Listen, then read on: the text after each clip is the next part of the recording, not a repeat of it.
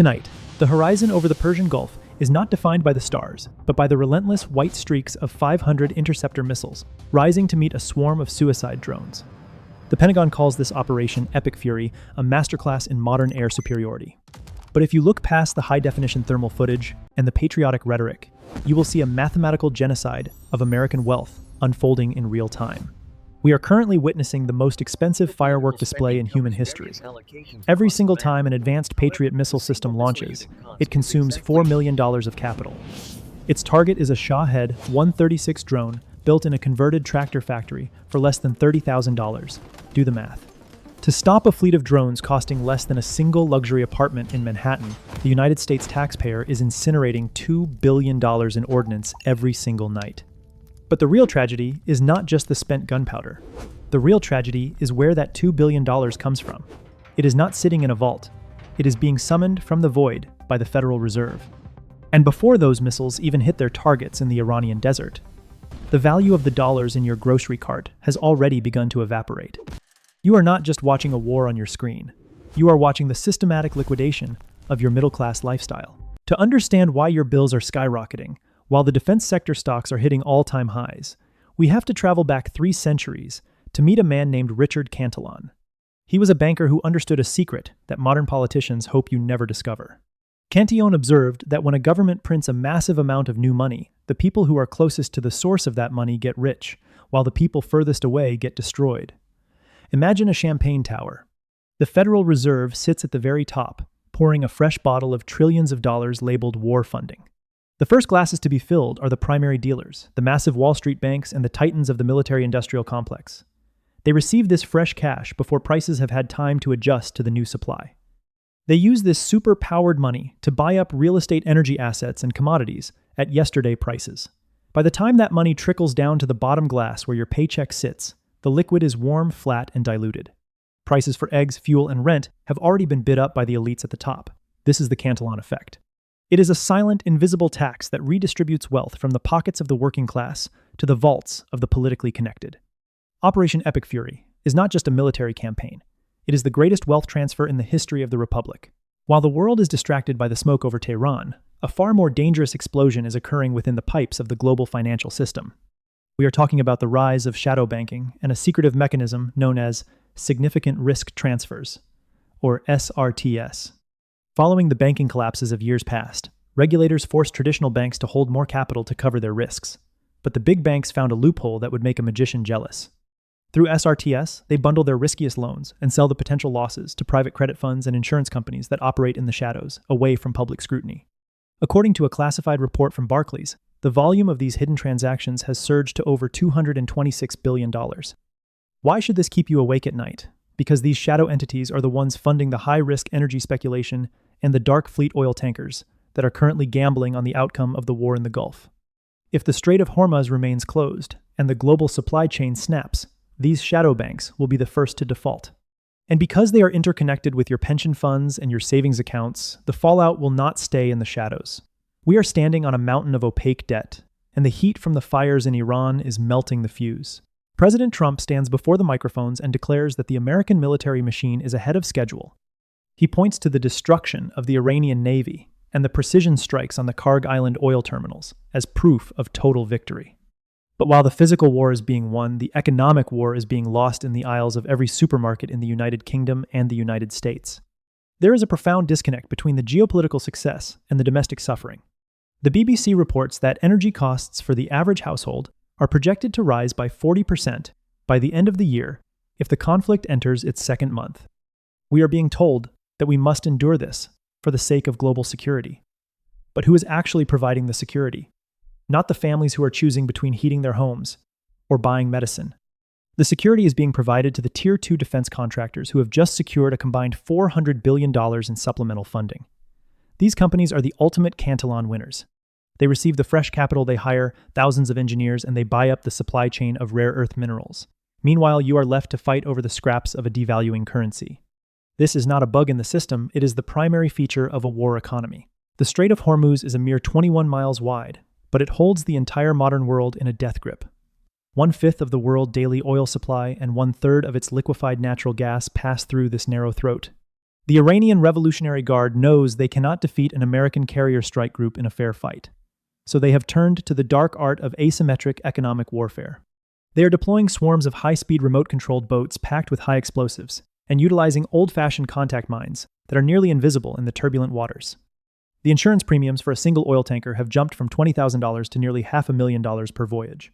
Many shipping companies are now refusing to enter the Gulf at all, while others are going dark by turning off their satellite transponders and spoofing their locations.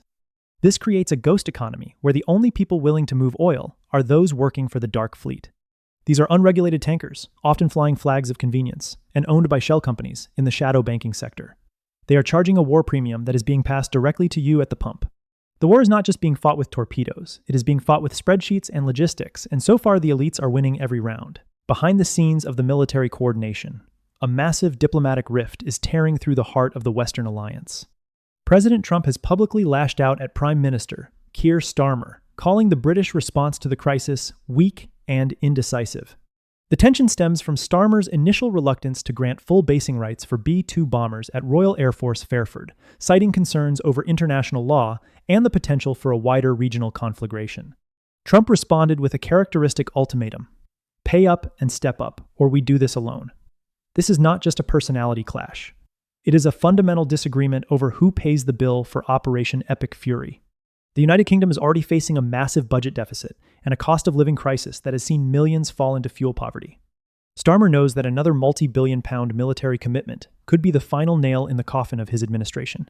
But the Cantillon effect does not care about national borders or political survival.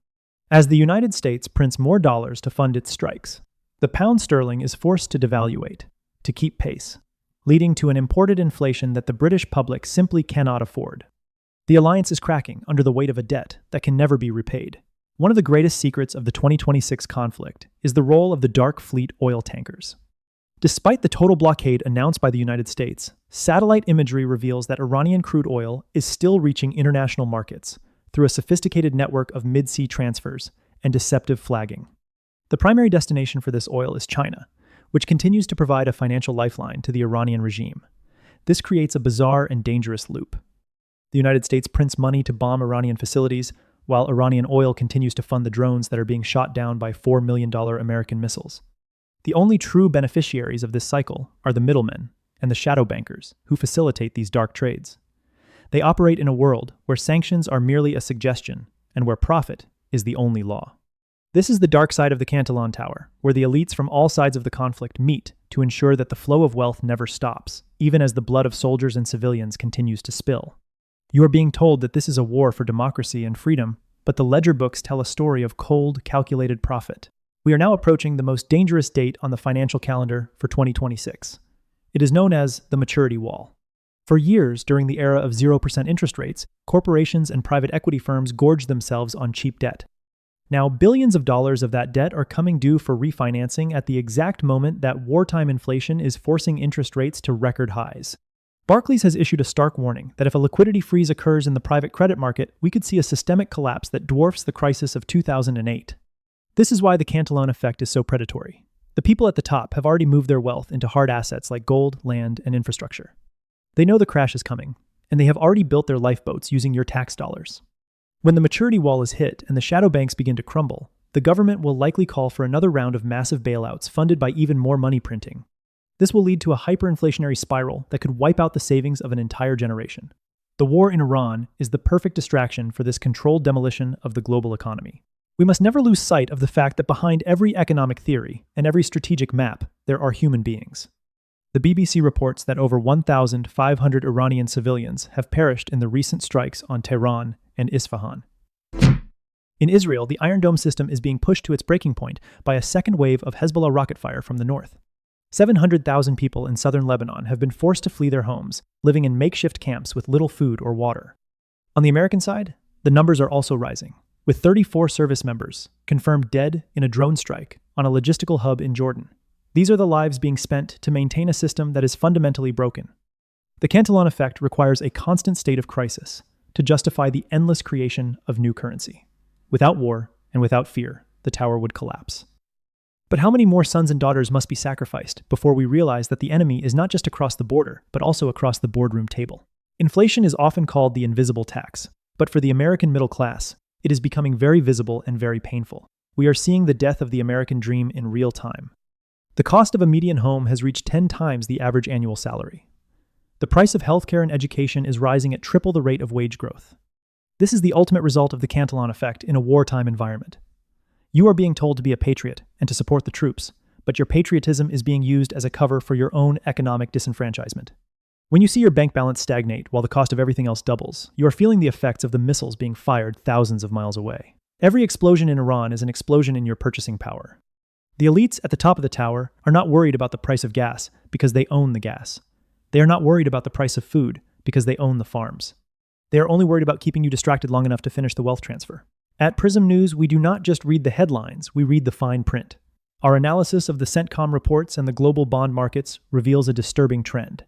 The United States is currently trapped in a cycle of debt that can only be sustained by permanent war. If the conflict in Iran were to end tomorrow, the massive demand for weapons and logistics would vanish, and the economic facade would crumble. This is why you see the rhetoric continually escalating, even when there are opportunities for de-escalation. The military-industrial complex and the shadow banks require the chaos to survive. They need the fear to justify the printing press. We have connected the dots between the funding of drone factories and the rise of private credit funds, and the picture is clear. We are living in a managed reality where the conflicts are designed to maximize the Cantillon effect. The truth is that the war will not end until the system itself is forced to change. The question is no longer who will win the war in the Gulf. The question is how will you survive the economic aftermath? You cannot change the Federal Reserve, and you cannot stop the march of the shadow banks. But you can change your position on the Cantillon Tower. The only way to protect yourself is to move away from fiat currency and toward hard assets. Understand that cash is a liability in a world of endless printing. Look for value in real estate, in productive businesses, and in commodities that have intrinsic worth. Educate yourself on the mechanics of the shadow banking system so you are not caught off guard when the maturity wall hits. Most importantly, stay informed through independent sources that are not beholden to the interests at the top of the tower. Knowledge is the only true defense against the silent tax of inflation. The world of 2026 is a dangerous place, but for those who can see the hidden laws of money, it is also a place of opportunity. Stay vigilant, stay sovereign, and thank you for joining us at Prism News for this deep dive into the heart of the Cantillon trap. Do you want me to expand on the specific assets the elites are buying right now, or shall we analyze the secret peace negotiations happening in secret behind the scenes?